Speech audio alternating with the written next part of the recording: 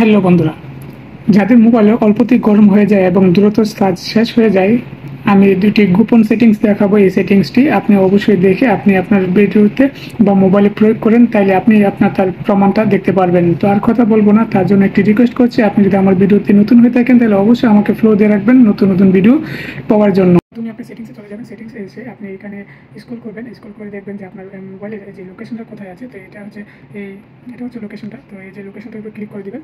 তো লোকেশনটার উপর ক্লিক করে আপনি এখানে দেখতে পারবেন যে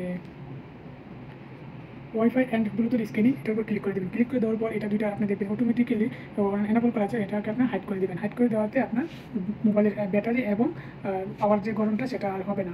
এবং দ্বিতীয়টা হচ্ছে সেটার জন্য আপনাকে আবারও সেটিংসে আসতে হবে। সেটিংসে আসার পর আপনি নিচে চলে যাবেন, নিচে এসে দেখবেন যে ব্যাটারির উপর ক্লিক করে দেবেন। ক্লিক করে দেওয়ার পর এখানে দেখতে পারবেন যে পাওয়ার সেভিং মোড, তো এটার উপর ক্লিক করে দেবেন।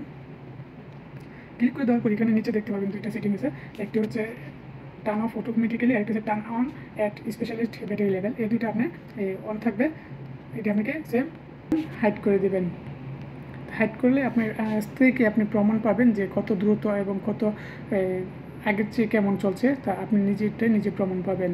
এমন ইন্টারেস্টিং ভিডিও পেতে অবশ্যই আমাদের ভিডিওটাতে একটা লাইক কমেন্ট করবেন এবং ফলো দিয়ে রাখবেন আরও ইন্টারেস্টিং ভিডিও পাওয়ার জন্য।